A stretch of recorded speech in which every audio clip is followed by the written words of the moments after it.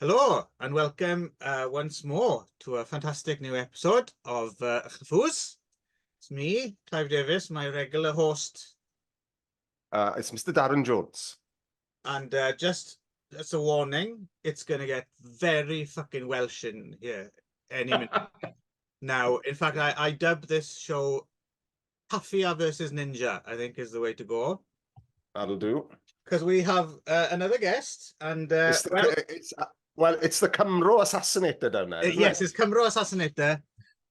And let him introduce himself then. Who are you, sir, and what's your relation to Foo Fandom? Why are you here and all that stuff?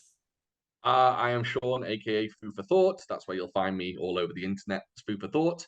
Long time Kung Fu cinema fan. It began when I was about 15, I think, living in sunny North Wales. And my brother liked to dabble in certain illicit substances and would invite his friends over, and they'd all chill in my mum's living room, doing whatever they do. And I used to hide in my bedroom. And one day, my brother, high as can possibly be, knocked on my bedroom door, just handed me a copy of Drunken Master on VHS and said, "You have to watch this." So I went, okay, I'll give it a go. And the rest is history. I watched it for the first time and it just clicked with me. Everything worked. And then from then on, I just went out to find as many Kung Fu VHS as I possibly could. And unfortunately, my first VHS I purchased was actually Shaolin Red Master, which isn't great. I don't know if you know that one. Chi Quan Chung is in it. Yeah, we've got that coming up actually. It's fine, but for a fledgling fan of the genre, it's not the best one to kind of throw yourself into. No. Yeah, we've got that in the bag. We've got that in the can actually, haven't we? But it's nice. Yeah, we're going to be doing an all hopping vampire Halloween special. So that's because it does have. I can't remember if it did or not. It does have about 30 seconds of hopping vampire. I think. And that one, for a change, that one was my fault. Yeah. Yeah. But yeah, I see what you're saying. It's not one that's going to grab you. Yes. Yeah. I think we have a similar story of maybe something, and you think, oh, and then you end up with something that you don't appreciate at the time as your next viewing, and so then it kind of stalls the fandom a little bit, doesn't it? Yeah, and back then they were basically putting everything out on VHS. So whether you picked up a dud or a great film was kind of, just a shot in the dark, essentially. Yeah, it was just a wasteland, wasn't it? You had no choice what you were watching. Yeah. Right. Good, nice story as well. It's nicer than the alternative universe version where you were handed a crack pipe and you went down that road. Absolutely. I was very lucky in that my brother had he would either hand me kung fu or pornography. So either way it was a win-win. That's good. Yeah. This nice brother. Yeah. Oh yeah. Yeah. We had to rely on Tony's video shop and railway sidings, respectively. Yeah. For our pornography. So yes. What was the accent? Because it also because we both grew up in very rural areas, and kind of different from if you grew up somewhere a bit more urban with a few more video shops. And so, did you have access to a lot of tapes that you could immediately go out and rent, or was it kind of pickings? I didn't. I actually had to head into England from my small North Wales town. I had to head into a place called Chester, which I'm sure many people are familiar with. And so I had to head to Chester, and I actually went to the nearest HMV, or back then there was a Virgin Megastore. They had a surprisingly decent amount of Kung Fu films back then. So I would go there with my hard-earned paper round money, which was back then it was £7 a week. So I had to wait 2 weeks before I could pick up a tape. And I used to head there and just used to pick one up every 2 weeks and just build my collection from there. But nothing in my actual hometown, nothing. I think I would hazard a guess that I was the only true fan of Kung Fu cinema in my entire town. I'm guessing the Chester would this, are we talking early to mid 90s and you're picking up Eastern Heroes made in Hong Kong, those things? Absolutely. Yeah, absolutely. Yeah, all of the Eastern Hero stuff made in Hong Kong. Any kind of cheap bootlegs, not in HMV. We actually had a local like market that would occasionally get the odd Gordon Liu film, but That's cool. it was a horrible bootleg. But it was when I don't know if you remember. I think it was it Shaolin Drunken Monk with Gordon Liu in it, and Yeah, that came out that on was really cheapo label, didn't it? yeah, and it was Yeah. advertised as the 36th chamber, like the final chamber or something Yeah, like yeah. that. I had Yeah. that one. That was picked up from a market stall, but yeah, otherwise made in Hong Kong and Eastern Heroes was where it was at. Yeah. Did Cool. you ever make the pilgrimage over to London, to Camden, to visit Toby's stall? I didn't. It's one of the things I very much regret. I think the problem is when I was growing up and buying these tapes, I didn't have any access to any fandom anywhere, so I didn't even know it existed until you start reading some of the insides of the videotapes and things like that. And then I was so young, so I was 15, 16, and to be honest, I don't think my mum would have taken me to London and let me go to London by myself at that age. I think I had to wait till I was like 18 to do that, but no, I never took that journey, sadly. Well, it wouldn't have happened to us had I and we eventually not moved to London, because that was like the big opening up of, stuff you could get. Yes.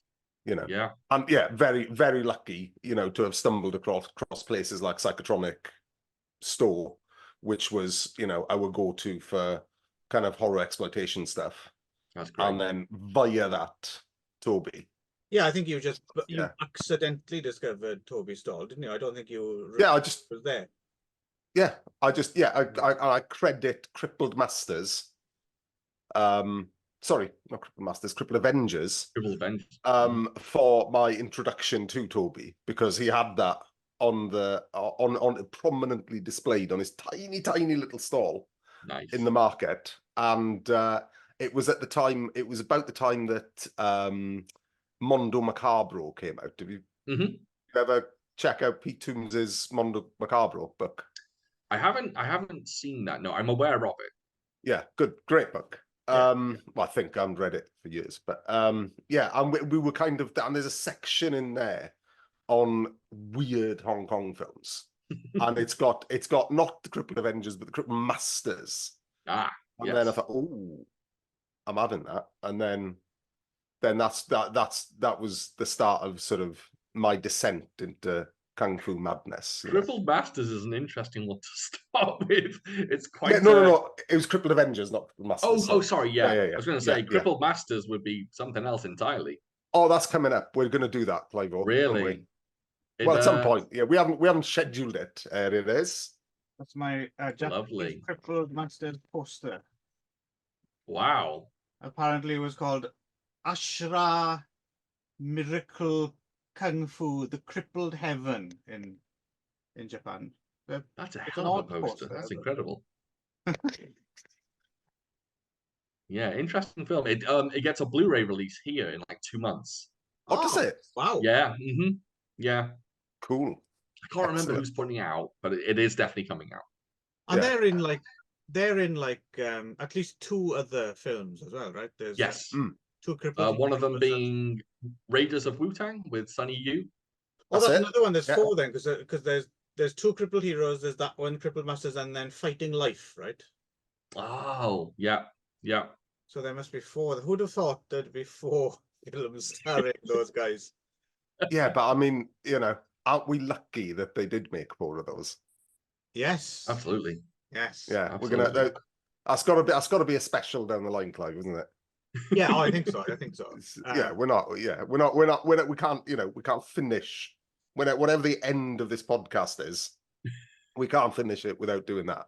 I remember the other thing I remember about because Darren would have been the guy going to Toby's stall more than me, but I remember clearly he'd had you pegged as a weirdo because he would like particularly pick out things for you that were off, because I remember you coming back one time and he'd kind of steered you in the way of what's it called? Is it Zodiac Fighters?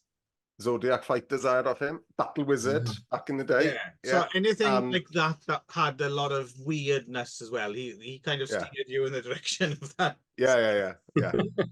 No, he was a good.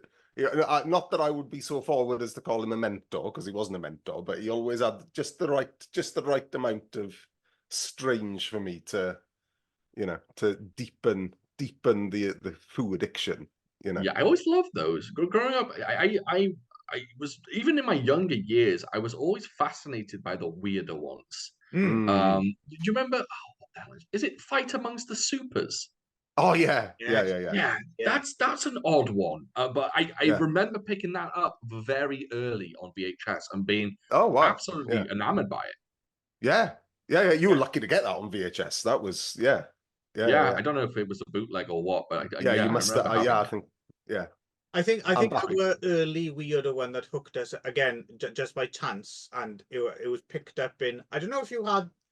I don't know if this was. I think it was a chain. I don't know if you had them up north. There was a chain of like town stores called Be Wise, and the logo was like a owl wearing like a motorboard hat, on nickel or something, and it was basically just budget junk. Like it seemed to be all like fucking Christmas decorations and stuff on the first floor, but on the second floor they had cheap videos, and they had Half a Loaf of Kung Fu and stuff like that. But the one I picked up from there, and again totally random, and we both discovered it was mental, was the first episode of this show we ever did. Actually, was Ninja Hunter.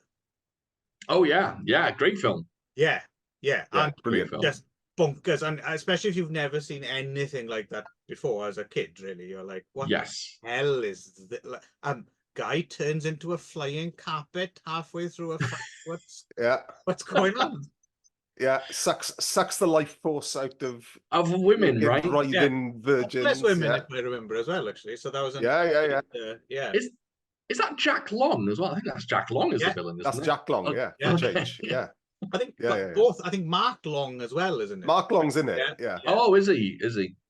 Yeah. I guess it's because we'll get to this with today's choices, but it's also sort of Robert Tye adjacent, even though I don't think Robert Tye was actually involved with that one. But it's that crew, it's right? that those gang, isn't it? Maniacs. Yeah. Great. So, cool. So so Shaun has kindly chosen a couple of films for us to talk about today. So what have you chosen for us? So I had a little mishap, I must say. So one of the films I chose was Incredible Kung Fu Mission, the John Liu classic. However, I didn't mean to pick Incredible Kung Fu Mission. I actually meant to choose Instant Kung Fu Man. Which I love. I love that film. I think it's fantastic. But I accidentally chose Incredible Kung Fu Mission, although it's a very interesting watch. So I've got no complaints there. And then the other one is Buddha Assassinator, or Buddha Assassinator, depending on where you live and how you say that word. I remembered that one having I haven't seen it in a while, but I remembered it having an absolutely incredible final fight. So I said, why not throw that one in? Who says Buddha? I've heard it said Buddha, but it's mostly Buddha, right? Right, yeah. No, I think it's probably, you'd probably hear it in the US more than the UK pronounced that way. I think that's more a US thing. I think, yeah. Instant Kung Fu Man. The thing I think I'm thinking of the right film. Is that the one where they continuously go back to a refrain of Old Dixie on the soundtrack, and it keeps ding ding ding ding ding ding ding ding ding over and over and over again. That is quite a lot of films, though, Clive. That's true. Old Dixie did get a big, yes. Yeah. Good job. They're not allowed to touch them for royalties over there, isn't it? We'll get to this actually. So the one thing we should probably say, so I guess we'll start with Incredible Kung Fu Mission. And the one thing I wanted to say straight up because I was quite thrown by this. So Mhm. me and Darren both watched the version that's on Amazon because it's the HD. As did I. Right. Ah. Okay. So yes, it turns out they've checked out whatever. Do you remember? Because me and Darren couldn't remember. Do you remember what No. music they used in the original version was? I don't. I'm not too familiar with the music used in kung fu films. I'm not a big kind of historian of the music in terms of like picking up what's what, but I certainly know it was not what they used on Amazon, Yeah. which was No. bizarre. To be honest, both Yeah. me and Darren are quite crap at identifying needle drops as well. It's more like that sounds like it's from a Yeah. Western, but I don't know Yeah. which one, unless it's a Yes. really big Yeah. one, But I Yeah, was or looking around. it's the James Bond theme or the Shaft theme or Oh, Yeah, those are easy to pick up. But like I think the first time I saw the first one-armed boxer, isn't that Shaft they use on the opening that's credits? Shaft. Yeah, Yeah. okay. yeah. I looked it up, and someone on either the IMDb or the Hong Kong Movie Database mentioned Quincy Jones's score for a Western called McKenna's Gold. That's right. That's right. Yeah. I think that might be what played originally. And also it sounds as if they'd done. So this is, I think someone needs to write a book or do some documentary or something about the use of music in kung fu films. Because what I've noticed, what's interesting about it is they don't just rip them off. They also, it's kind of early. It's almost hip hop remix culture because they lay. Yeah, they chop them up. Yeah, they chop them up Yeah. and they add weird phasing noises, or they play like synthesizer bloops over the top of them. And by the sound of things as well, whoever this reviewer was at the IMDb or Hong Kong Database mentioned it was like a modified, in some way, version of the Quincy Jones music rather than just a straight. It wasn't just Frankie Chan went to his record collection and just dropped a piece of vinyl on there. But yeah, so what we're left with on the Amazon is, it's not great, is it? No, it's a lovely Strange. looking print though. I wasn't expecting to find a print that good for free on Amazon. Yeah, it's solid. I assume the person who did the music also created the new opening credits. Were they new or was that the old opening credits? They seem different to me because there was like Yeah. a bit of slow-mo and stuff, wasn't there? That doesn't seem Yes. like it should be there. Yeah. Yeah. So yeah, it was a bit of a. It took a bit to adjust, and at first I was Mr. Horse on Ren and Stimpy. No, sir, I don't like it. But then I kind of slowly got to cut. So it's worth putting that front and center. If you've still got your old versions with the old Quincy Jones stuff, keep them, and maybe layer them on top of this print and put it out there for us to enjoy. It kind of begs the question though, doesn't it? Because they obviously used, because it's a dub track, right, that they used, and it must have originally had the lifted music. So you wonder, if but also is it a rights issue? I suspect. And in that case, how were they getting around it on DVD or Blu-ray rather, when they're releasing all this other stuff with all this other stolen music? So before we get into the ins and outs of cast and crew, unless you want to roll that into it as well, why did you choose this one wrongly? So the other one.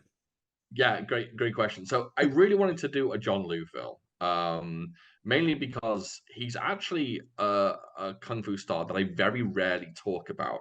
I've never done a John Liu film for my podcast, and I've just very rarely sat down with someone and talked about John Liu.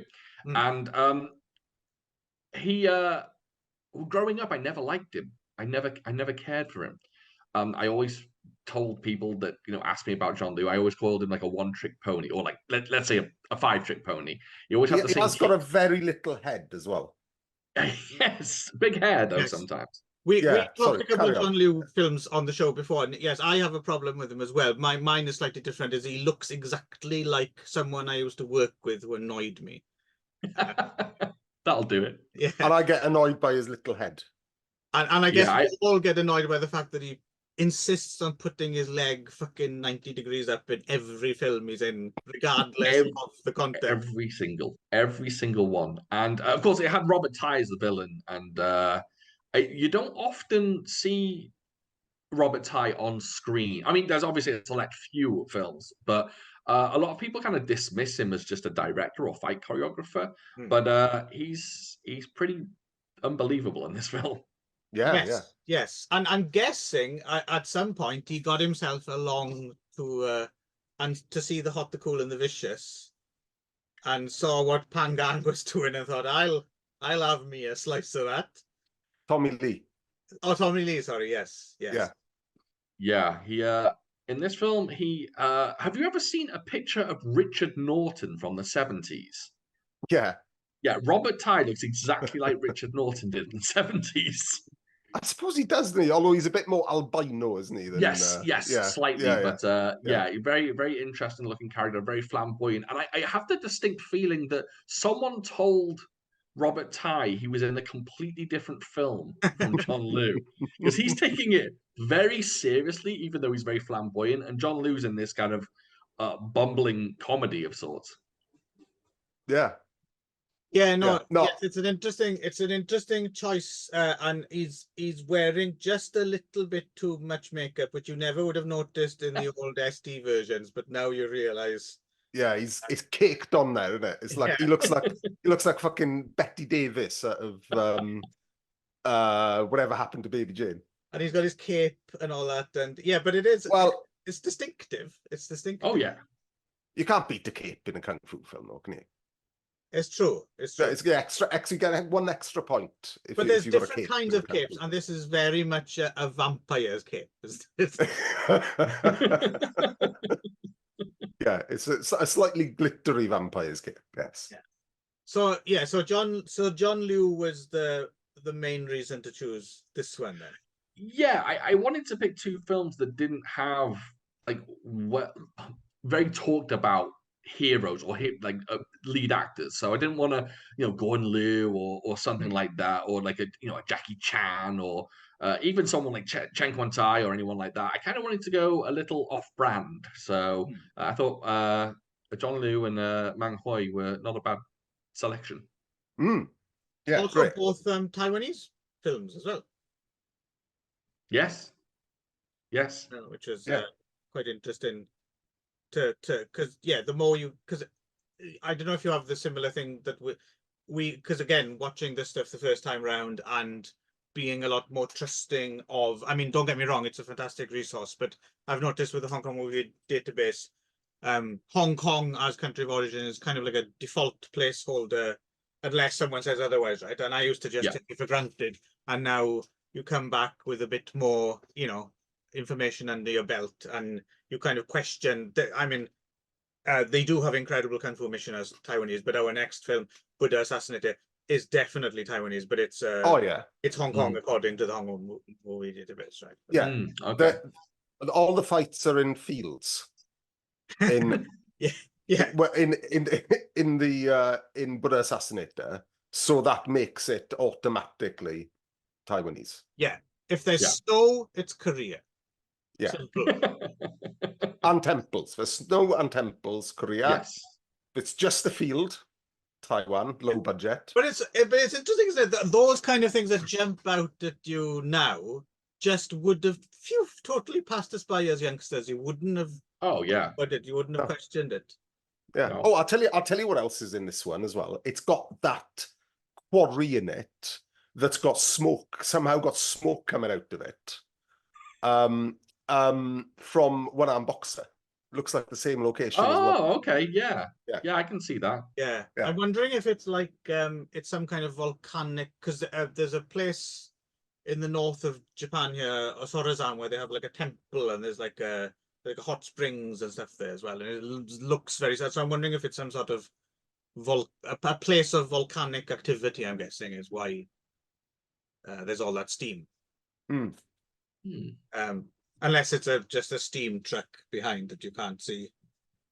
Because they did get stuff, obviously, because it's quarry. But yeah, so what's the plot of this one then, Shaun? Do you know what? It's actually very, very simple. Funny enough, it's very, very simple. Essentially, John Liu is hired to lead a merry band of what I can only describe as idiots to go and save. How dare you call Alexander Laurie an idiot? It's just this was his first film, I believe. Say again. Alexander Laurie's first film. This one. Ah, okay, interesting. No, I think that isn't that Devil Killer. No, not. Yeah, no, because he's in the new footage, isn't he, for Devil Killer? So it would. Yeah. Sorry, no, I was thinking Secret Rivals 3. Sorry. But that's. Well, we'll get to that. We'll get to Secret Rivals 3 in a bit, actually. Yeah. Big link there. Yeah. He's hired to lead this merry band of men to basically save Alan Chew's best friend, essentially. Well, there's a twist in the tale, of course, but it's literally as simple as that. It's bizarre how early the training sequences start in this film. You don't expect them to start so early. And it's as simple as they come, but there are some oddities to it. Yeah, it does just go straight into it, doesn't it? It says, right. John Liu, go and train these people. Then he immediately trains the people. Yes. And then you get the shenanigans in the middle. Yes. And then fucking kick-ass fight. Very much so. It took like the Dirty Dozen fucking ages to get to the actual Dirty Dozen bit, right? But this doesn't mess around at all. So we should highlight, so we got Alexander Laurie, and Chin Lung as well, right? Is one of the five. And so the connection is Chin Lung, Laurie, and John Liu were all in Secret Rivals 3, which is the same director, Chan Yi, and of course choreographed by Robert Tai, our villain here. And that kind of confirmed, because we talked Secret Rivals 3, which is officially 81, but we speculated that it might be as early as 79, right? And I suspect that might be the case, and it might even have been shot back to back with this then. You'd think so, yeah. Interesting, right? Just with the cast similarities, same director, So yeah, and Robert Tai is the baddie in that as well, isn't he? I can't remember now, but What's his proper title? It's called North Hand Blows versus South Hand Blows or something. Something like that. Yeah. And then the other rounding, and then you got Ting Hwa Chung, who was, of course, the star of Fantastic Magic Baby when he was a kid, and seems to have been a bit of a Robert Tai favorite, right? He's in quite a bit of things. Ching Yuk Ching, who apparently doesn't seem to be in anything else. He's a stubbly one, isn't he? Yes. The magic marker. That's it. Yeah, must have taken him ages to do all those dots. I know. For multiple scenes too. They had to do it every time. He could have just grown a bit of stubble overnight. And Cliff Ching Ching was the bald one, who I wasn't familiar to me really, but just scrolling through his speaking of John Liu films, according to, I didn't have a chance to rewatch it to confirm, but he's credited as main villain in Fighting Ace. Oh, okay. So I need to go back and watch that to confirm. And you've got Ricky Cheng Ting Cheese in there for a very brief moment. Yeah. I didn't. And you know what? I remember writing it down. I thought I must look out for Ricky Cheng Ting Chi. Because he's right down the end of the cast list as well, isn't he? When you look it up on HKMDB, completely forgot and completely missed him, frankly. And our mate, the Charles Hawtrey of Taiwan, Wei Ping Ao is rocking a bit of Dean Sheck. Wei Ping Ao's doing his off the peg, smarmy, slightly camp asshole thing that he did, right? in Yeah. everything, as far as I could tell. Yeah. Actually, you know always what? You know glad to what? see This, it. yeah, this. I'll tell you what. This is maybe we should start. Maybe we should ask every guest on the podcast. It's just popped into my head. Their opinion on this, because I've just in kind of fandom on kind of social media bits and bobs and a couple of other podcasts that I've listened to. Dean Check seems to be a bit of a Marmite kind Dean of. Check don't get no respect, I think. Yeah. Spec the Check. That's I right. think so. I Yeah. think so. Yeah. Oh, there we But go. what's Someone seems your to be view, on Shaun? board with us. Yeah. I have always been a fan of Dean Sheck. I've always enjoyed him. I understand how people don't like him, and I understand people find him a bit cringeworthy. And in films like Odd Couple, I don't really care for him when he's rocking horse in that one. I don't love him, but most of the time, I don't just tolerate him. I actually enjoy him for being Yeah, I what do. he is. Yeah. I think Yeah, same. Shaun has just earned himself an open invitation anytime he wants to come back. Yeah. Because Yeah. very few Yeah. people will express these things about it. Like, it's amazing how he gets up people's nose. People hate D-Check. And yeah, I agree with I'd be the first to say that laughing times where he plays Charlie Chaplin is Mhm. you know, a bit too much Check for any sane person. Yeah. But still, he's rest in peace. He deserved a lot more respect from the fandom, I think. Absolutely. Have you covered the film where he is like one of the lead actors and one of the heroes? Is it five? Oh, what is it now? Five Shaolin fighters? I don't Oh, think that's we right. Yeah. know. No. But that's on the list because that's Oh, another okay. bit slice of Taiwan madness, isn't it? Because Yes. that's got Chang Sheng in it, isn't it? Yes. Is I And believe that so. the Jack one? Long.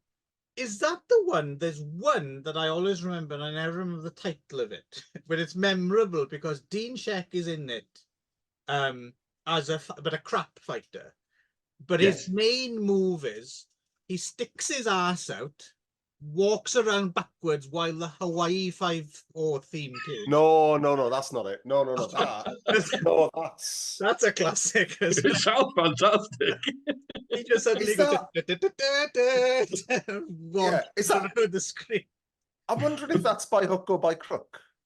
No, it's not by hook or by crook. It's something with a because that's the thing. A lot of these things have generic titles, so they're kind Yeah. of difficult to remember. At least in English, so it's difficult to. Dirty Tiger, which is Crazy which. Frog. No, Dunno, it's yeah. not one of the big No. ones. It's No? a kind of low budget obscurity, I think.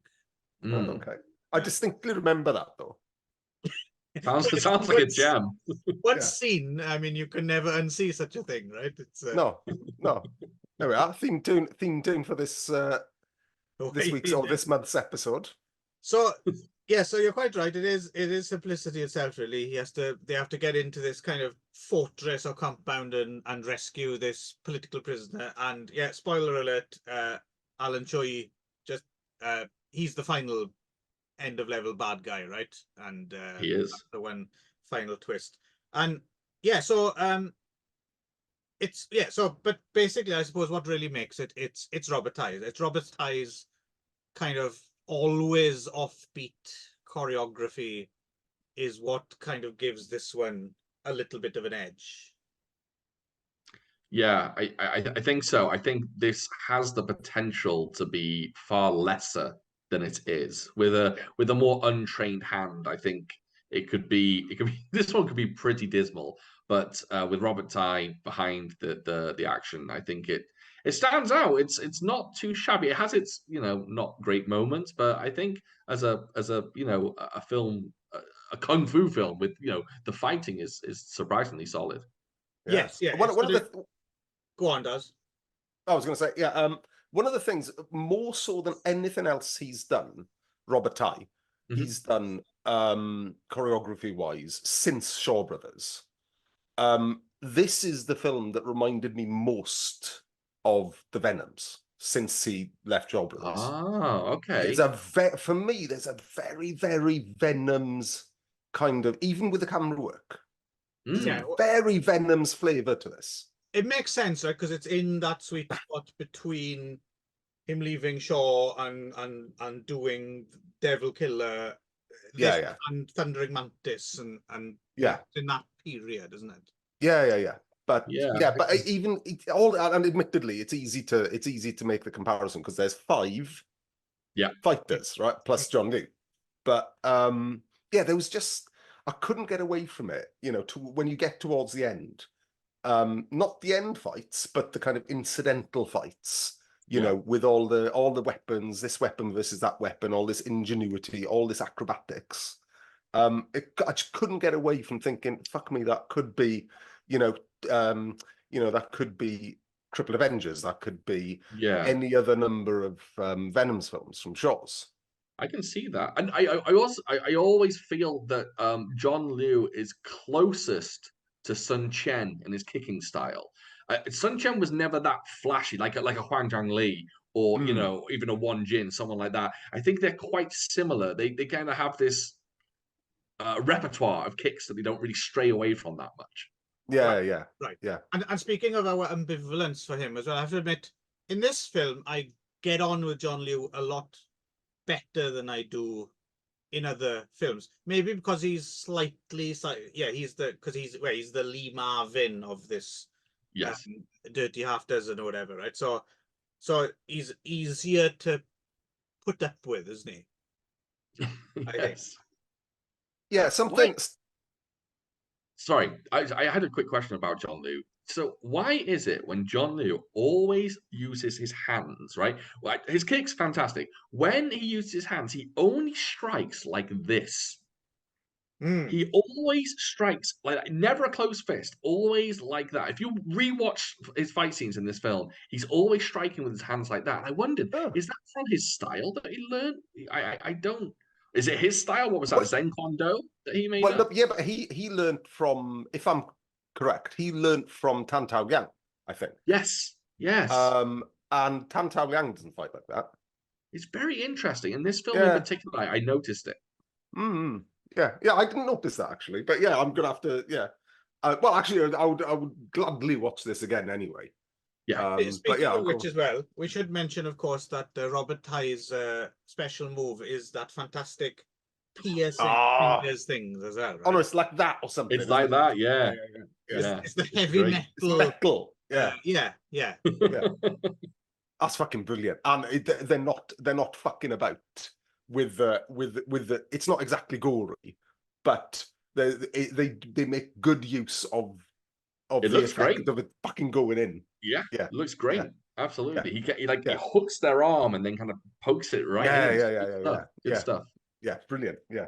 No, and he's a great, because even when you're watching fucking deep Thai, like Mafia vs. Ninja or particularly Ninja Final Duel, whenever you see him doing anything in one of his own films, particularly, you see so much skill on display. It's like he can do everything a little bit better than the people he's filming. And the same is true of this. I think he can just, and I know he didn't like being on camera. He didn't like acting, but fucking hell, it's like the He's dude can move. Effortless, isn't he? As well, is because he moves from one thing to I suppose that's maybe not to his detriment if he didn't care about being on screen, but as it's almost plays against him because he doesn't have the one thing, right? He doesn't come across like a Huang Zhangli or someone like who's always Huang Zhangli, right? But Robert Tye, you're not quite sure what you're going to get this Robert Tye, or you're going to get Robert Tye imitating Tommy Lee, or it's no, he's a bit of a chameleon. Yeah, fantastic performer. Yeah, brilliant. Yeah, but it's just a shame. I think he could have made a decent career as a villain, certainly as a villain. Yeah. And if anyone does have the original soundtrack, rip it and slap it on the nice HD at Amazon, and jobs are good done. I suppose ideally we want actually someone to put it out properly, but again, I suppose it's rights. But and we mentioned it earlier, we got cut off a little bit, but yes, Darren, that is a good point. Like, how do they get away with it in some cases and not? in other cases. Yeah. Someone might know. If you know, you know, let us know. Yeah. Because But actually, funnily enough, we hit on it. Actually, we hit on it when we did all those years back when we did Master of the Flying Guillotine, because I remember you saying that the fucking amazing krautrock, oh yeah, the Noi, I remember you saying that recent versions of that, more recent versions of that, they've taken it out over rights issues. So I guess it's about who pursues who, you know. So maybe that's actually been taken out as a result of legal action. Some people don't give a shit, and then, which is in the terms of that, for example, is because that stuff fits that film like a fucking glove, right? Well, and because it's so different to every other fucking kung fu film in terms of soundtrack. And you know, take out is it Big Gun Down, the Secret Rivals? Yeah. I mean, take that off it, and it's like, no, I mean, that almost belongs more to Secret Rivals than it does. I know it's thievery from the beginning, but still, it's, you know, after a certain point, you're like, come on, just leave it alone. It's It makes you wonder how. Oh, sorry, go ahead. No, you go.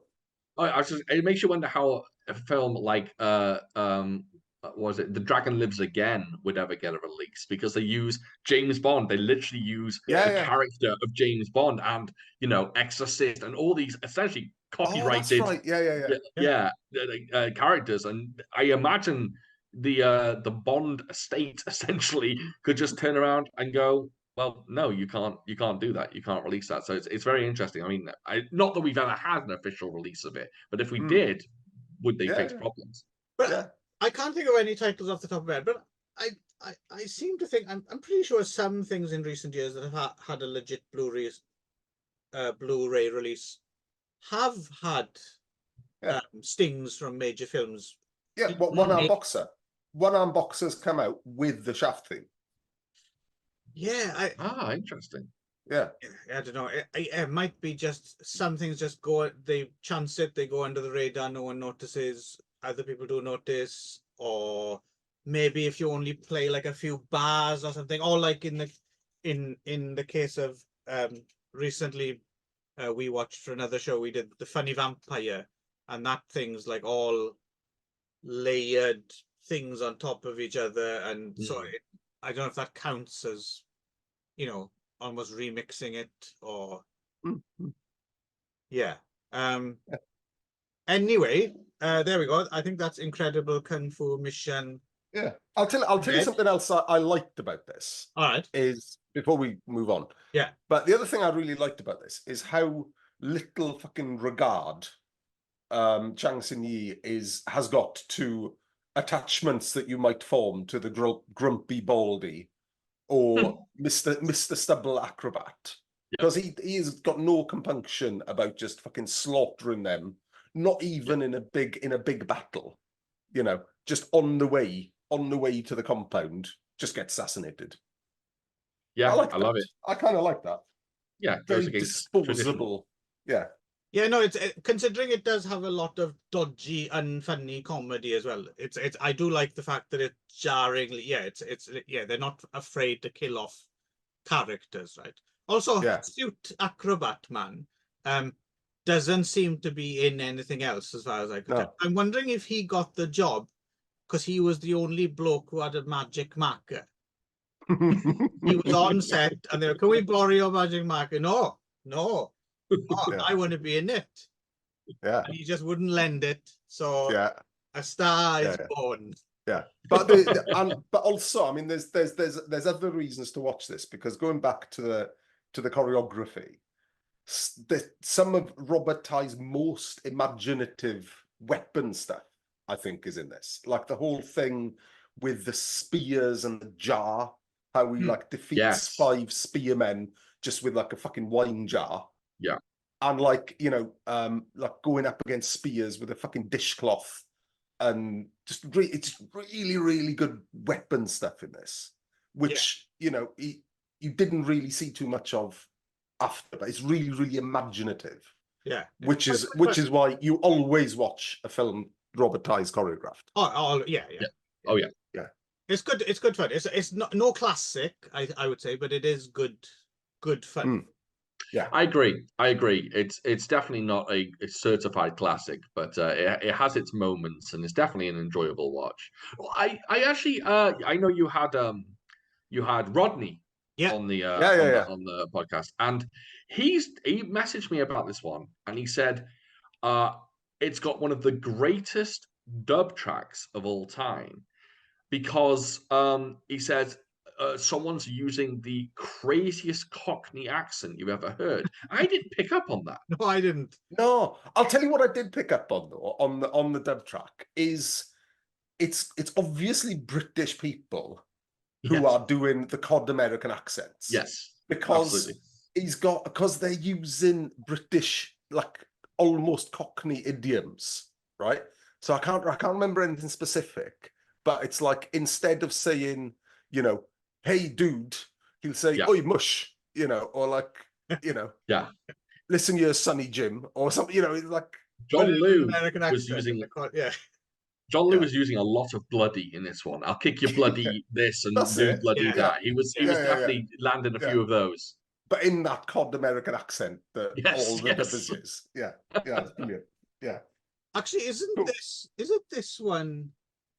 Is it this one Rodney mentioned was his old man's favorite? Yes. Kung Fu? Yes. Yeah. Mm-hmm. Oh yeah.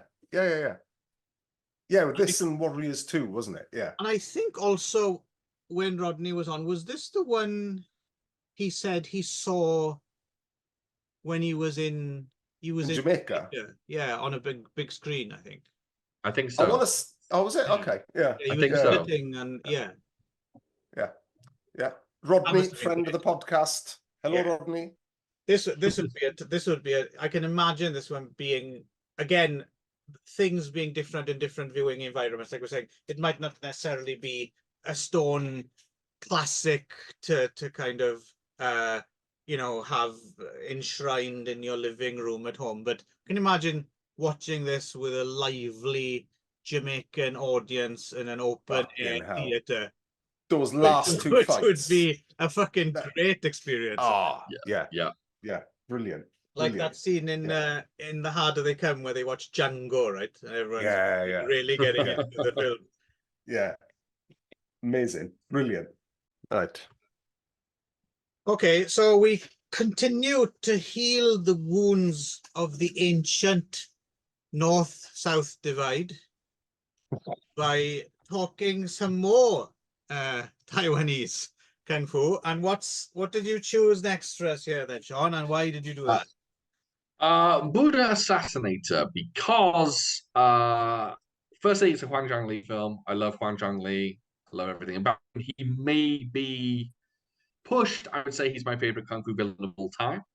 Yeah, he's up there. I would love to say one of my favorite Kung Fu actors of all time, but he's never really put in a kind of special kind of performance. He's always been a classic villain. Although I will say Hitman in the Hand of Buddha, lovely film. I was actually going to mention Canton Viper. Oh, nice.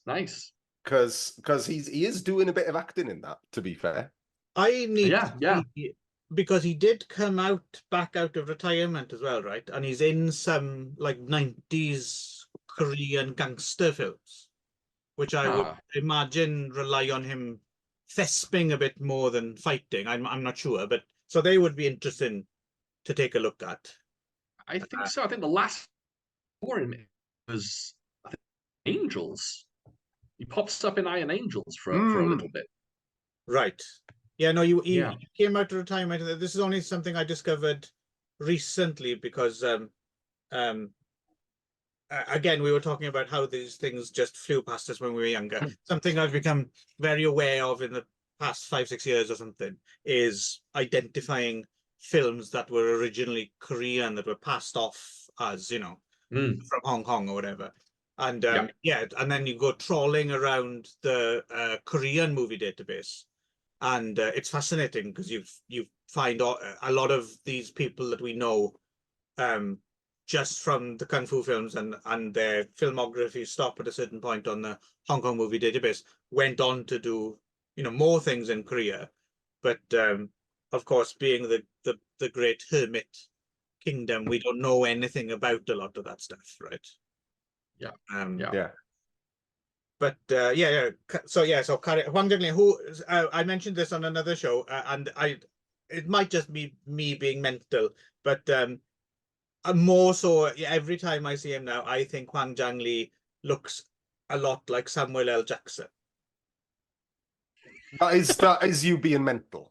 No, it's when he does that baring his teeth thing, and he does. Oh yeah, okay. He looks like Samuel L. Jackson. He really does. I can see it. I'm not I can see where buying you're coming from. Thank you, I'm not having that. I'm not having that. Yeah. But no, I agree with you, Wang Zhongli. I think he is top echelons of kung fu villain, because I don't think anyone else. I don't think I'm as frightened of Wang Zhongli as I am anyone else. So Wang Zhongli actually scares me when I see one of his performances. A good performance. Incredible. And on the flip side of that coin, I wanted to pick someone that people don't often think about and don't often think about as a star. I know obviously he did a lot of behind the scenes work later on, but Mang Hoi, a one talent and underrated, and in this film he proves he can do it all. He is absolutely fantastic in this film, and the man dated Cynthia Roth. You know, he's also a lucky bugger. Yeah. Oh, I didn't know that. Yeah. Yeah. Also, R.I.P. Mang Hoi, because he died, I think, late last year, didn't he? Yeah, very sad. Yeah. But, you know, that's it. And he's I think he's Fan Foc Far School, isn't he? I think.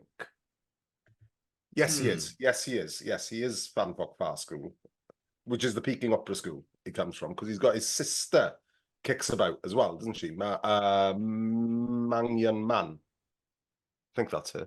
Oh, really? I didn't know that. Yeah, I went down this mass for something else, and I think it was I can't remember which film it was, but I went down this huge rabbit hole of trying to find out all the Peking Opera troops, and she was one of the 7 little princesses or something. As opposed to the the 7 little fortunes or whatever the boys were called in Fan Foc Far School.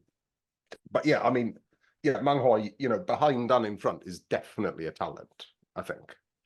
Unbelievable, yeah. And obviously he's got Corey Yun behind him in this one. And that's to have that mix, to have Mang Hoi currently and Corey Yun. Well, Chat Sang as well. Yes. Some people consider a bit of can be a little frustrating, but there's no skill. Oh yeah, and so something in this actually that I hadn't kind of realized before is how good of a Sam Seed Chin Yet-san is. Yeah. Are you claiming that Chin Yet-san is ripping off the Sam the Seed character, Darren? This is no, an original creation. No, nothing to do with Sam the Seed at all. No. He's scruffy, smelly kung fu master who has a very specific style and trains a young whippersnapper. That's got nothing to do with Drunken Master or Snake in the Eagle Shadow. Yeah, brand new territory. Can I just pause just there for a second, because we're losing you a little bit, Shaun. Are you? Yeah. You're getting pixelated. It's been give me 2 seconds. I'll hop back in. All right, go on then. Yeah. Back to Buddha Assassinator, and I believe you were going to tell us what the plot of this one is there then, Shaun. Fairly straightforward, this one. Huang Zhongli is he a prince in this? Yeah. Yes, he's a prince, right? Prince, yeah. He is he has an assassination attempt against him, and Mang Hoi, the local kind of bumbling yokel, actually saves Huang Zhangli's character, the prince, is then taken into the prince's residence. And from there, there's shenanigans. He basically ends up befriending the prince. However, within the prince's company that are against Mang Hoi's character, and then there's a whole different other thing about an assassination kind of elsewhere. But it kind of all merges together, and Mang Hoi starts, he acts as a spy. He starts learning Huang Zhangli's style, is taught another style, and it leads to the big finale. Yeah. Also worth mentioning, I think, at the beginning, Mang Hoi is also a kind of, he's a slave to the Shaolin monks, right? Who are quite mean. Yes. So then when who are also, I guess there's rebels in with them. They're the people who try to assassinate Huang Zhanli. So then when he is taken under Huang Zhanli's, he kind of lords it up around the other monks, doesn't he? And takes advantage, and it's kind of, so there's a little bit of that there is as well. Yeah. Yes. Yeah, so well, he lives with his sister as well, doesn't he? That's because that's important. I think it's his sister. So yeah, I think so. Yeah, him and his sister do the laundry for Shaolin, basically, isn't it? Yes, yes. Yeah. And also worth mentioning as well. So yeah, so what the reason you really want to be watching this is to see Huang Zhangli Jackson go fucking mental, I think is what is the correct term, I think, for what he does, especially if you pull his hair. Yeah. Yes. Don't pull his hair. Like that. No. Some people do, but not Huang Zhangli. Well, yeah. Maybe in private. Maybe he does like it. He got embarrassed. This is another documentary that needs to get made. Yeah. Oh, hang on. We don't piss Huang Zhangli off on this show. In the bedrooms of we're frightened. We're frightened of Huang Zhangli. Well, no, that's what makes it fascinating, right? Because he's scary Huang Zhangli villain on screen, at home with his partner, French maid outfit, masochist all the way. Yeah.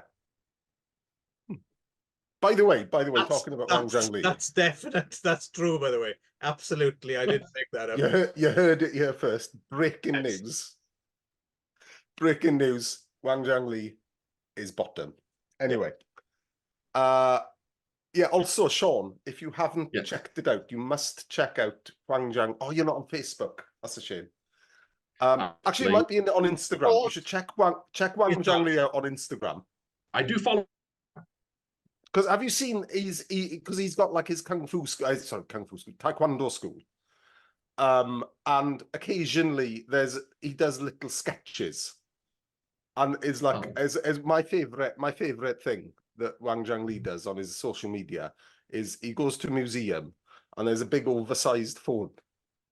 And there's a picture of Huang Zhangli going, "Ooh," on a big phone. And I find it fucking adorable. Yes, so so that's the basic plot, and we got Huang Zhangli going mental. Also, I mean, so it's Chen Yatsang and Korean Kwai. Korean Kwai appears briefly. Chen Yatsang and Korean Kwai, who did the choreography, right? And then so I'm trying to figure this out. So Huang Zhangli and Mang Hoi had previously been in Hell's Wind staff together, which was choreographed by Chen Yatsang, right? And then Chen Yatsang starred in Kung Fu Yoga the previous year, which had been choreographed by Mang Hoi, right? Is that right? Yeah. I've got that kind of... I had it in my head that Chen Yatsang was also a choreographer on Kung Fu versus Yoga, but I might have had it wrong because that's from memory. Yeah, I'm not sure, but it's always interesting to me to note how these, because I wonder how much it matters that these people work together on different joints, or if it's just totally random and it's such a small industry that anyone just ends up working on the same stuff. Yes, also worth mentioning that very underused lung fei. Yeah, yeah. Yeah, it's. I also have a question about Lung Fei. Has he always looked like an old man? I've never seen a young Yes. picture of Lung Fei. Yeah, lung fei is in fact made out of cured meat. Yes, he's perpetually old He's- or yeah. older. Yeah, Yeah. You say cured meat, but I tell you what he actually looks like he's made out of. yes. Look, he's made out of licorice all sorts, doesn't he? I think it's the tash. I can imagine him moving around like animated, like Do you think? licorice Do you think sorts. his semi-fro tastes like licorice? I think so. And his tash, Give it a and then little. and then the middle is the pink bits that the licorice all sorts man. Yeah. Oh, I hadn't thought about lung fei being tasty.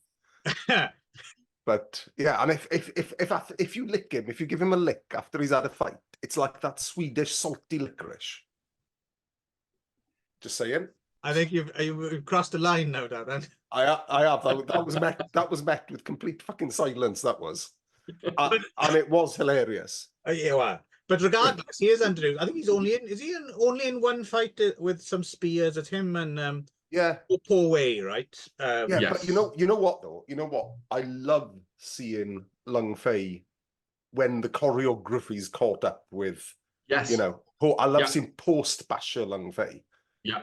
Because He's got it. He's got the skill, and you don't Yeah. actually see it too much. But he's superb. Yeah. Brilliant. Yeah, but again, but he's off whenever it's. I think it's probably just how the industry went, and you know, he just got less and less roles, and now he's relegated to henchman where he was chief villain in the Bashers. I think we can't underplay as well there would have been the prejudice in the industry as well for men made from sweets. Yeah. That kept him from getting a lot of good jobs that went to non-confectionery humans. Yeah. Like you know, I mean, Fruit Pastel Chan has struggled all his life. Yeah. I mean, he's amazing. He's a real undiscovered gem. Yes. Yeah. We'll have to do an 8 film special on Fruit Pastel Chan. Yeah, I'm up for that. Yeah. So see, I knew we'd get silly eventually. We were just warming up. Yeah, I mean, Skittles Hoy. I mean, who Skittles Hoy? No. R.I.P. R.I.P. Unrepresented. Yeah. Anyway, so also he's with the Angels now. Yes. He could have a Sam Malteser hung. Hey. Oh. Now you're talking. See, that's why. See, you've notched it up now. Just having you on the show has made us infinitely more hilarious. Excellent. Also, and we thought that was impossible. Also not used in it much, but she's in it like for about a minute, is Nancy Hu, who later went on to be in Shaw's Lustrum, Love of a Chinese Courtesan and Secret Service of the Imperial Court in Ychyfus. And she's in this, like, she's barely in it. It's a beautiful woman, but you don't see much of her here. That's because one of her arms was made of roses chocolates. No, anyway, so right. So what do we make of Buddha Assassinator before we lose the plot entirely? I think it's a solid film. It's a mixed bag. I do wish there are a few more fight scenes in it here and there, and but I think it's a solid little film. It's not. It's funny. I have it in my memory as being a distinct kung fu classic, but having watched it again, I'm like, well, I remember there being more fights in it, and there aren't. I was actually surprised, to be honest. I'm glad you said that, Shaun, because I had exactly the same experience. For some reason, it loomed large in my mind as, oh yeah, that Buddha Assassinator, that's one of the classics that I really need to get back to. And then, yeah, like you said, it's a little quirky, and I can see why it's a fan favorite for that reason. Because there's my absolute favorite bit in it is way before the end fight, even though that's quite fun, and you don't often see the use of surprisingly, you don't often see the use of people using like dust and dry mud and stuff. Yes. So that's quite interesting. But my favorite bit is where he rolls someone in a barrel on top of someone else and then jumps in the lotus position and just fucking crushes them both. Yeah, I that's thought that brilliant. was Yeah, brilliant. that's Lung Fei kills that way, isn't it? That's a cool Fucking kill. brilliant. Yeah. Yeah. Yes. There's some nice quirky elements in this as well. Yes, exactly. It's- So I can see why it's a fan favorite, and it would have been a late night favorite. It would have stood out. But yes, to your point, you're quite right. It's solid rather than it is a classic, isn't it? Yes, absolutely. I think it definitely has its moments. I love the fact that he essentially steals, well, not steals, but asks for Huang Zhang's dog and then ends up cooking it. Yeah. And that's the second dog he cooks in the film. Right. Although that cute little dog from the beginning turns up again at the end, doesn't he? Turns out he didn't eat it seems. Oh, he didn't eat that one. But he did eat the French poodle, the stinky French poodle. Yeah, that's all right. There was fucking dogs piss out of their eyes. But we assume he ate the cute little dog, the one he tucks inside his jacket. Yeah. But it turns up at the end, so I was a bit confused about that. Like, did he protect? Because there's another one. There's a bit of a cut, and I think it's supposed to be a sick joke. I guess there's a cut from someone being killed to someone making stew, and I thought the inference was supposed to be maybe cannibalism. Oh. There's like probably not. No, but it's just you don't cut from that to that. Like I think at least it must have been a bit of a joke, like rather than because that's the French poodle they end up eating in that hot pot. There are training scenes in this. There are training scenes with what I would say are lower tier contraptions. Yes. But nevertheless, contraptions. Yeah, so they would have sold these up to the Kung Fu BYs. Exactly. Yeah. or bargains or something. Yeah. So, So, so if you've seen our show before, we do like a contraption training scene. Oh, yeah. You get extra points for that. So half an extra point on this, I think, for the mild contraptions that they've got. Yes. Yeah, it's not too creative this time around. No. Blue Peter kind of level, kind of. Yeah. Or just Taiwan level contraptions. Yeah, I say it as if they were slightly more impoverished in Taiwan. It's something that is obviously added, but then again, some filmmakers didn't let that stop them, right? Like they managed to make a lot more out of it. So also worth mentioning that same guy you mentioned, Instant Kung Fu Man. It's the same director, right? Richard Tung Chin. Also made other fan favorite Snuff Bottle. Yeah. Yeah, great film.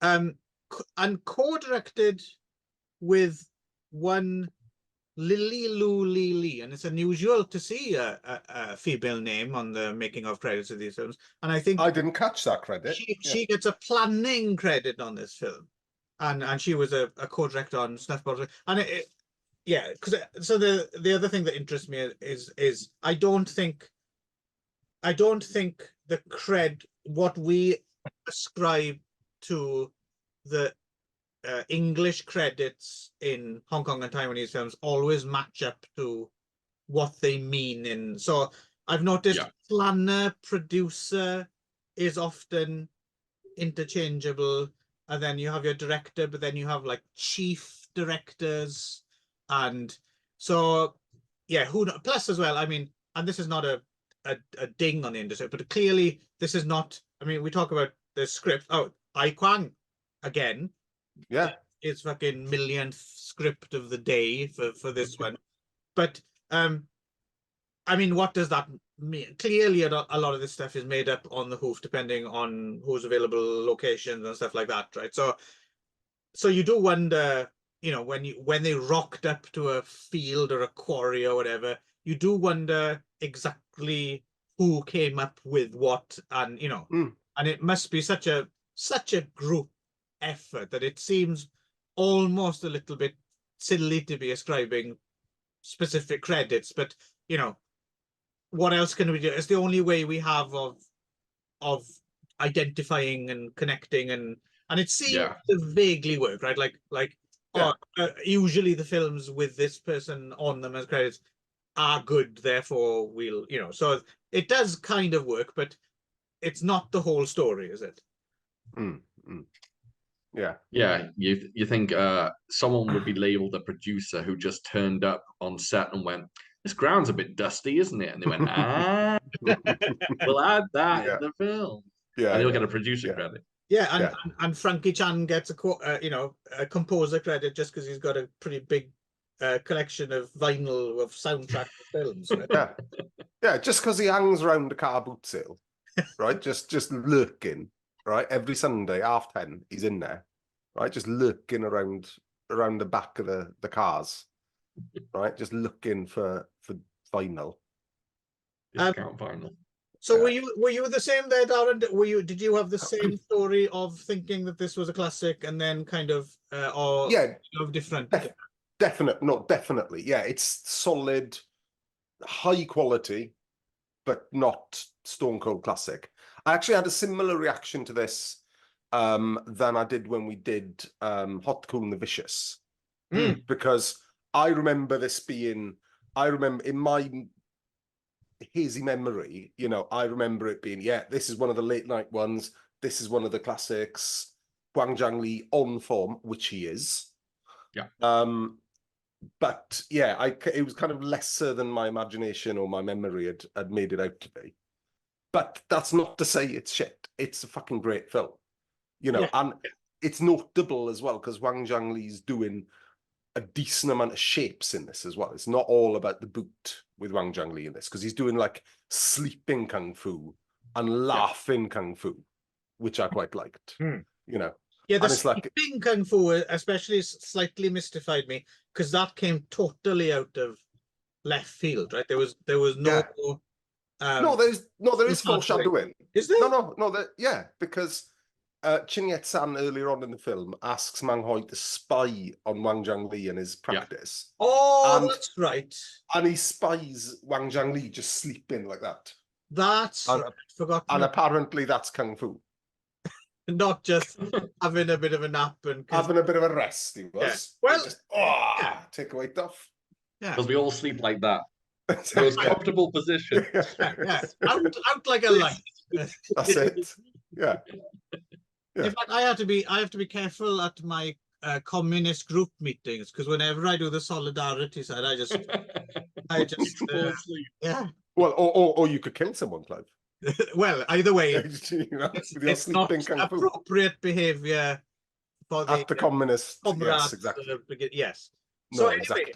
Right, we're going to go now because we're very, very silly indeed. But I would like to thank Shaun for choosing a couple of crackers, and also I appreciate that whether by accident or design, I quite like the fact that you didn't just choose two things that you were definite about. Obviously your opinion had changed, and that's good. It's good. I think it's good when the guest is learning as much as it's unpredictable. So welcome back anytime at all. Thank you so much. Thank you very much. And right, until next time then.